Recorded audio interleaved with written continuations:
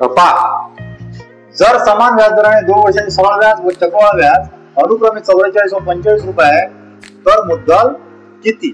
आता अशा टाईपच्या गणितात तुम्हाला 2 गोष्टी दिल्या इथं. काय काय दिलेलं आहे? सरळ व्याज दिलेला आहे, चक्रवाढ दिलेला आहे. आता मी काय करतो, पहिले व्याज अलग अलग येऊन घेतो, एका वर्षातून दुसऱ्या वर्षात. 2 वर्षात म्हटलंय ना, 2 वर्षात त्याच्यामुळे.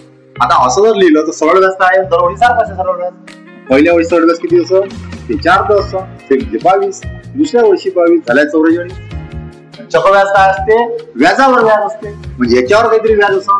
टोटल व्याज किती आहे? 45 आहे. दोघांचा फरक येत आहे, तो फरक इथे येईल. ह्या फरक म्हणजे काय? व्याजावर व्याज आहे ना. ठीक आहे. आता तुम्हाला व्याज दर दिला नाही, टेन्शन घ्यायचं काम नाही, काहीच टेन्शन घ्यायचं काम नाही. सहसा एकच काम करायचं, याची जर मुद्दल काढायची असं तर ह्या याच्या जेवढा पट असं तेव्हाच याच्या मुद्दल असते तेवढी पट. आता याच्या 22 किती पट आहे? तर एक गुन्हेला जर मी 22 केलं तर मला आन्सर 22 भेटल. तर मग 22 गुन्हेला जर मी 22 केलं तर मला काय भेटल? तर 22 गुन्हेला 22 हे आहे. नाही मुद्दल किती येण्याचं? तर 22 दोन्ही 44, 22 दोन्ही 44, 44 म्हणजे 484. याला आन्सर ऑप्शन कोणतं? तर चौथं. जर व्हिडिओ आवडला असेल चॅनल सबस्क्राईब करा, लाईक करा, शेअर करा.